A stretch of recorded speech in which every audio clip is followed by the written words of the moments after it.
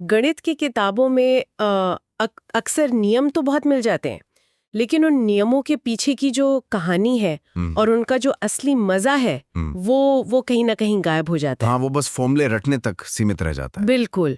तो आज की हमारी इस विस्तृत चर्चा में बहुत बहुत स्वागत है।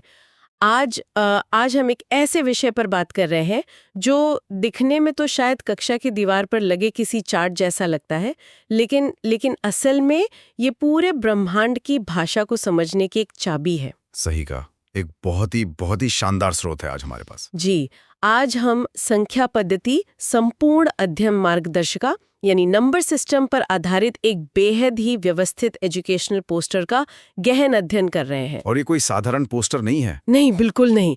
इस चर्चा का मिशन ही ये समझना है कि कैसे ये गाइड अभाज्य संख्याओं के बुनियादी ढांचे से लेकर प्रतियोगी परीक्षाओं की उन जटिल गणनाओं तक के सफर को डिकोड करती है। वो गणनाएं जो अक्सर पसीने छुड़ा देती हैं। वो परीक्षा वाले सवाल। हाँ, चलिए इसे थोड़ा विस्तार से समझते हैं। जब इस चार्ट के पहले हिस्से पे नजर जाती है, जहां नीले, हरे और नारंगी रंगों का बहुत ही सलीके से इस्तेमाल किया गया है, तो ये किसी उबाऊ किताब का पन्ना नहीं लगता। बिल्कुल नहीं लगता। ये ना एक विजुअल मैप की तरह है जो संख्याओं के प्रकार बताता है, जैसे अभाज्य जिन्हें हम प्राइम कहते हैं, परिमेय यानी रैशनल और अपरिमेय यानी इरैशनल संख्याएं, और वो भी बहुत स्पष्ट रूप से। हाँ, और यहाँ जो बात सबसे दिलचस्प है ना, वो ये है कि इन संख्याओं का ये वर्गीकरण केवल रटने के लिए नहीं है। ये मानव सभ्यता के तार्किक विकास का एक पूरा इतिहास अपने भीतर समेटे हुए है। अच्छा। अगर हम शुरुआत करें जब इस चार्ट में अभाज्य या प्राइम संख्याओं को परिभाषित किया जाता है कि ये वे संख्याएं हैं जो केवल एक और स्वयं से विभाजित होती हैं, जैसे 2, 3, 5, 7। चार्ट में भी यही उदाहरण है। एग्जैक्टली।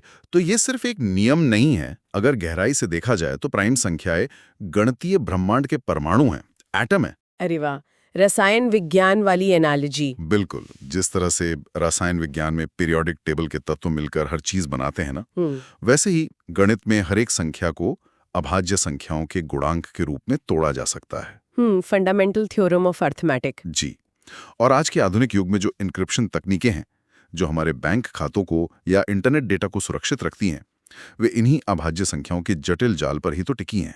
ये बहुत बड़ी बात है। और इस गाइड में बहुत ही खूबसूरती से छोटे छोटे उदाहरणों के जरिए इस इतने भारी भरकम कॉन्सेप्ट को एक छोटे से स्पष्ट बॉक्स में रख दिया गया है, देवनागरी फॉन्ट में, एकदम साफ सुथरा। मैं भी यही सोच रही थी कि ये सोचना ही कितना अद्भुत है कि जो संख्याएं हमें स्कूल में बस रटाई जाती थीं, वे असल में हमारे डिजिटल जीवन की रक्षक हैं। बिल्कुल हैं। लेकिन जब हम इस चार्ट में थोड़ा आगे बढ़ते हैं तो परिमेय और अपरिमेय संख्याओं का जिक्र आता है। परिमेय संख्याएं जिन्हें p/q के रूप में लिखा जा सकता है, जहां q शून्य नहीं होता, और जो शांत या आवर्ती दशमलव होती हैं, टर्मिनेटिंग और रिपीटिंग डेसिमल। हाँ, तो वो एक तरह की व्यवस्था और भविष्यवाणी का प्रतीक लगती हैं। लेकिन अपरिमेय संख्याएं जैसे पाई हो गया या √2 हो गया, जो अशांत और अनावर्ती हैं, ये तो मानो गणित की दुनिया के विद्रोही हैं। विद्रोही, बहुत सही शब्द इस्तेमाल किया है ना? इनका कोई अंत ही नहीं है, कोई तय पैटर्न नहीं है। और यही विद्रोह गणित के इतिहास का सबसे बड़ा दार्शनिक संकट भी रहा है। अगर हम थोड़ा इतिहास में जाएं। जी बताइए। प्राचीन यूनान में पाइथागोरस और उनके अनुयायियों का ये दृढ़ विश्वास था कि इस ब्रह्मांड की हर एक चीज को परिमेय संख्याओं से यानी साधारण अनुपातों से समझाया जा सकता है। उनके लिए सब कुछ परफेक्ट था। हाँ, उनके लिए ब्रह्मांड एक परफेक्ट हार्मनी या तालमेल था।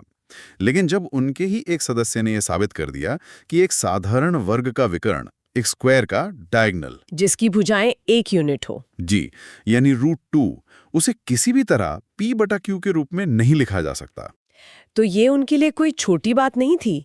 ये उनके पूरे विश्व दृष्टिकोण का ढह जाना था। एक तरह से उनका सच टूट गया। बिल्कुल। किंवदंती तो यहाँ तक कहती है कि इस खोज को दुनिया से छिपाने के लिए उस गणितज्ञ को समुद्र में डुबो दिया गया था। क्या बात करें, एक संख्या की खोज के लिए किसी की जान ले लेना, ये तो किसी थ्रिलर फिल्म की कहानी लगती है ना? और जब इस तरह के इतिहास को ध्यान में रखते हुए हम इस अध्ययन मार्गदर्शिका को देखते हैं तो ये और भी प्रासंगिक हो जाती है।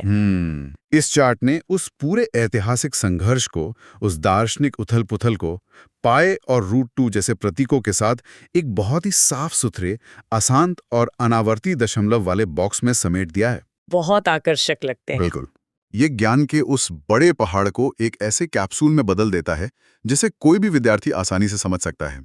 जानकारी का ये सरलीकरण ही इस डिजाइन की सबसे बड़ी खूबी है। सही कहा आपने। तो ये तो हुई उन संख्याओं की बात जो हमारी समझ से परे लगती हैं या जिनका इतिहास इतना खूनी रहा है। जी।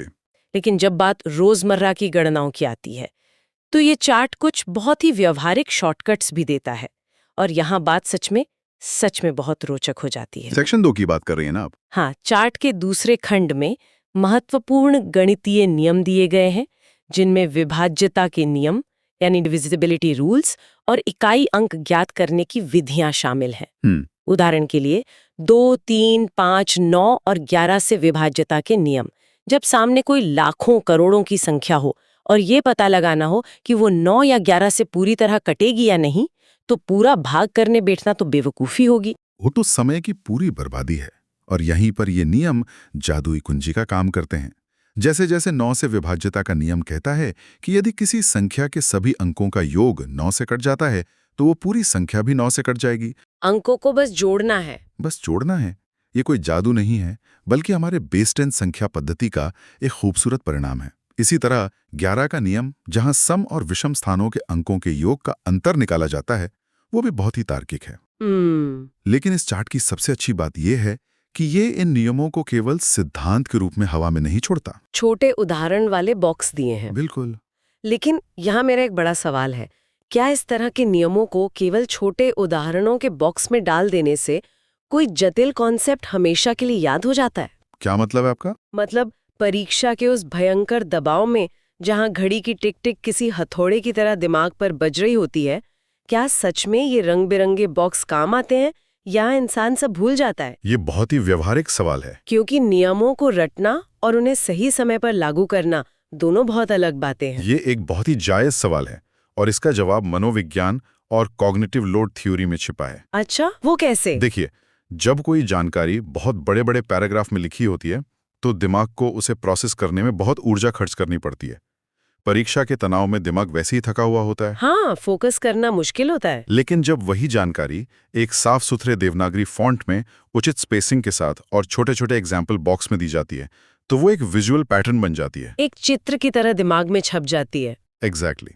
इस चार्ट में विभाज्यता के नियमों की ठीक बगल में छोटे उदाहरणों का होना दिमाग को ये समझने में मदद करता है कि नियम क्यों और कैसे काम कर रहा है। ये रट्टा मारना नहीं है, ये एक मानसिक शॉर्टकट बनाना है। जब तनाव बढ़ता है तो हमारा दिमाग टेक्स्ट को नहीं बल्कि तस्वीरों और पैटर्न्स को याद करता है। ये एक बहुत ही शानदार नजरिया है।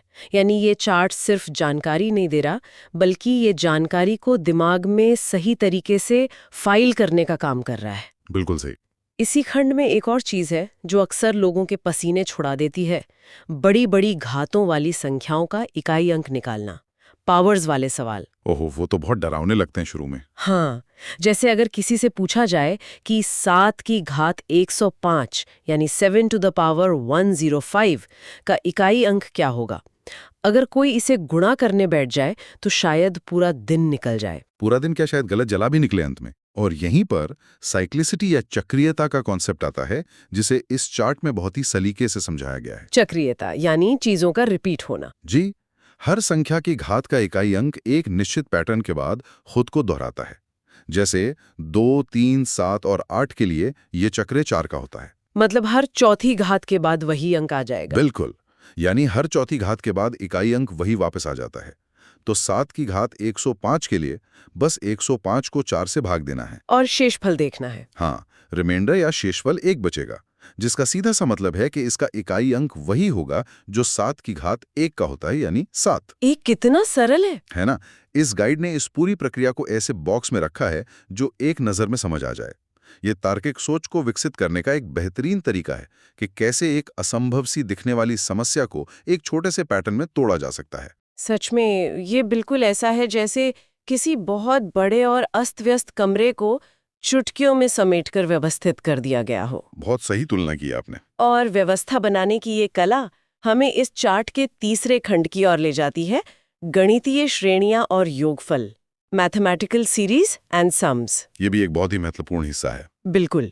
इस हिस्से में प्राकृतिक संख्याओं का योग, सम और विषम संख्याओं का योग और श्रेणी के महत्वपूर्ण सूत्रों को हाइलाइटेड बॉक्स में दिखाया गया है। जब हम 1 से लेकर 100 तक की संख्याओं को जोड़ने की बात करते हैं तो मुझे महान गणितज्ञ कार्ल फ्रेडरिक गॉस के बचपन का वो किस्सा याद आता है। वो तो क्लासिक किस्सा है गणित की दुनिया का। हाँ, कैसे उन्होंने एक झटके में बता दिया था कि 1 से 100 तक का योग 50-100-50 होता है। 5050। जी, जबकि उनके शिक्षक को लगा था कि बच्चे घंटों इस काम में उलझे रहेंगे। गॉस का वो किस्सा बिल्कुल सटीक बैठता है यहाँ। उन्होंने संख्याओं को एक एक करके जोड़ने के बजाय एक पैटर्न देखा।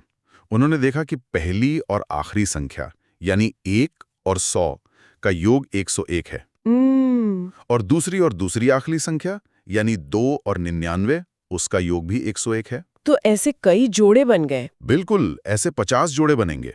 तो 50 गुणा 101 बराबर 50-150। गजब का दिमाग था उनका। यही वो तार्किक छलांग है जो इस चार्ट में दिए गए n ब्रैकेट में n+1/2 जैसे सूत्रों के पीछे काम करती है, जो फॉर्मूला बॉक्स में एकदम साफ लिखा है। हाँ, अगर हम इसे बड़े परिदृश्य से जोड़कर देखें तो इन सूत्रों का अंतिम लक्ष्य क्या है? ये केवल स्कूल के सवाल हल करने के बारे में नहीं है। तो फिर इसका असली मकसद क्या है? क्या ये सिर्फ परीक्षाओं को पास करने का एक टूल है? नहीं, ये उससे कहीं बड़ा है। ये जटिल गणनाओं को सरल बनाने और दुनिया को देखने का एक नजरिया है। नजरिया? कैसे? देखिए, जीवन में या किसी भी वैज्ञानिक क्षेत्र में जब सामने कोई विशाल और जटिल समस्या आती है, चाहे वो डेटा साइंस का कोई बड़ा सेट हो या अर्थशास्त्र का कोई मॉडल, तो उसे देखकर घबराना बहुत स्वाभाविक है। हाँ, इंसान डर जाता है कि इतना बड़ा डेटा कैसे हैंडल होगा। लेकिन गणितीय श्रेणियां हमें सिखाती हैं कि हर जटिल और लंबी श्रृंखला के भीतर एक बुनियादी पैटर्न छिपा होता है। जैसे गॉस ने वो 101 वाला पैटर्न ढूंढ लिया था। बिल्कुल, अगर उस पैटर्न को पहचान लिया जाए, अगर समस्या के बुनियादी नियमों को समझ लिया जाए, तो किसी भी बड़ी समस्या को एक छोटे सुंदर समीकरण में समेटा जा सकता है। बहुत गहरी बात कही आपने। इस चार्ट में जो फॉर्मूला बॉक्स दिए गए हैं वे असल में समस्याओं को छोटे हिस्सों में तोड़ने के टूलकिट हैं। तो इस सब का असल में क्या अर्थ है? अगर हम इस पूरे चार्ट को, इस संपूर्ण अध्ययन मार्गदर्शिका को इसकी पूरी भव्यता में देखें, जहां एक तरफ कैलकुलेटर्स, फ्रैक्शंस और पाई जैसे आइकन बने हैं और दूसरी तरफ साफ सुथरी टेबल्स हैं, जी, तो ये असल दुनिया में एक हथियार की तरह कैसे काम करता है, खासकर उन लोगों के लिए जो प्रतियोगी परीक्षाओं की तैयारी कर रहे हैं। मैं बताता हूँ। आज के सूचना विस्फोट के युग में, इन्फॉर्मेशन ओवरलोड के जमाने में सबसे बड़ी समस्या ये नहीं है कि पढ़ने के लिए सामग्री नहीं है। सामग्री तो बहुत है, इंटरनेट भरा पड़ा है। समस्या ये है कि सामग्री बहुत ज्यादा है। एक छात्र के पास हजारों PDF, वीडियो और मोटी मोटी किताबें होती हैं। वो उसी में खो जाता है। बिल्कुल, वो एक दलदल की तरह है। ऐसे में ये A4 वर्टिकल लेआउट वाला एकेडमिक स्टाइल का विजुअल चार्ट एक फिल्टर का काम करता है। ये अनावश्यक कचरे को हटाकर केवल वही जानकारी सामने रखता है जो परीक्षा उन्मुख है, एग्जाम ओरिएंटेड है। मतलब जो सच में काम की चीज है, बस वही। हाँ, प्रतियोगी परीक्षाओं में सफलता इस बात पर निर्भर नहीं करती कि आपने कितना पढ़ा है, बल्कि इस बात पर निर्भर करती है कि आप कितने कम समय में सटीक जानकारी को याद करके उसे लागू कर सकते हैं। ये एक बहुत ही महत्वपूर्ण अंतर है, जानकारी का होना बनाम जानकारी का सही समय पर इस्तेमाल कर पाना। बिल्कुल, और जब डिजाइन स्टूडेंट फ्रेंडली होता है, जैसे कि इस पोस्टर में बुनियादी गणित से लेकर उन्नत स्तर की तकनीकों को एक क्रम में पिरोया गया है, तो ये सीखने की प्रक्रिया को तेज कर देता है। एक फ्लो बन जाता है दिमाग में। जी। रंगों का उपयोग, जैसे नीले, हरे और नारंगी हाइलाइट्स, ये केवल सजावट नहीं है। तो ये क्या करते हैं? ये दिमाग को संकेत देते हैं कि ये एक नया खंड है, ये एक महत्वपूर्ण सूत्र है, ये एक अपवाद है। ये एक मनोवैज्ञानिक ढाल है जो छात्र के आत्मविश्वास को बढ़ाती है और गणित के डर को कम करती है। ये सचमुच ज्ञान को परोसने की एक कला है। तो अब समय आ गया है कि हम अपनी इस विस्तृत चर्चा के मुख्य बिंदुओं को संक्षेप में समेटें। जी बिल्कुल। आज हमने एक शानदार एजुकेशनल पोस्टर के जरिए गणितीय ब्रह्मांड की सैर की। हमने देखा कि कैसे अभाज्य संख्याएं इस ब्रह्मांड के बुनियादी निर्माण खंड हैं। वो एटम वाली बात। हाँ, और कैसे अपरिमेय संख्याओं ने इतिहास में दार्शनिक क्रांतियां ला दी।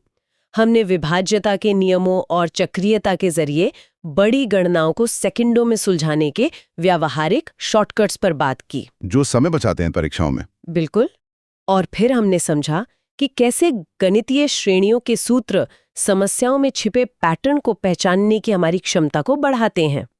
अंततः ये स्पष्ट हुआ कि एक सुव्यवस्थित, विजुअली आकर्षक और स्पष्ट अध्ययन सामग्री सिर्फ पढ़ाई को आसान नहीं बनाती, बल्कि ये दबाव को झेलने के लिए एक मनोवैज्ञानिक ढाल का काम भी करती है। ये सब कुछ एक बहुत ही स्पष्ट तस्वीर पेश करता है कि कैसे बुनियादी नियम जटिल संरचनाओं को जन्म देते हैं। लेकिन ये एक महत्वपूर्ण प्रश्न खड़ा करता है। कैसा प्रश्न? हमने चर्चा के दौरान देखा कि कैसे रूट 2 जैसी अपरिमेय संख्याओं की खोज ने प्राचीन गणितज्ञों के पूरे विश्व दृष्टिकोण को हिलाकर रख दिया था। उस समय के लिए कुछ ऐसा स्वीकार करना बहुत मुश्किल था जो उनके स्थापित नियमों के खिलाफ जाता हो। हाँ, किसी की जान तक ले ली गई थी इसके लिए। तो आज के समय में जब हमें लगता है कि हम संख्या पद्धति के ज्यादातर नियमों को समझ चुके हैं, इस विशाल ब्रह्मांड में ऐसे कौन से छिपे हुए गणितीय नियम या एकदम नए प्रकार की संख्याएं हो सकती हैं जिनकी खोज होना अभी बाकी है? ये तो मैंने सोचा ही नहीं। क्या कोई ऐसे नियम हैं जो डार्क मैटर, क्वांटम भौतिकी या चेतना जैसी अनसुलझी पहेलियों को एक गणितीय सूत्र में बांध सकते हैं, कॉन्शियसनेस को भी? बाप रे, ये तो बहुत गहरा सवाल है। और जब वे खुद ही जाएंगी तो क्या वे हमारी वास्तविकता की पूरी समझ को हमेशा के लिए बदल कर रख देंगे, जैसे रूट 2 ने पाइथागोरस के अनुयायियों की बदल दी थी? क्या बात है! ये एक ऐसा विचार है जो सचमुच दिमाग के सारे दरवाजे खोल देता है। क्या कोई ऐसी संख्या मौजूद है जो अभी तक हमारी कल्पना से भी परे है? बिल्कुल हो सकती है। ये सोचने वाली बात है कि अगर इंसान अपने आसपास के पैटर्न को गहराई से देखे और उन पर सवाल उठाए, तो वो ब्रह्मांड की कितने ही अनसुलझे रहस्य खोल सकता है। सही कहा। गणित केवल पन्नों पर लिखे सूत्र नहीं है, ये अस्तित्व की धड़कन को सुनने का एक तरीका है। तो इसी विचार के साथ इस गहन अध्ययन में शामिल होने के लिए बहुत बहुत धन्यवाद। मुझे भी बहुत मजा आया इस चर्चा में। अगली विस्तृत चर्चा तक तार्किक चिंतन जारी रहे।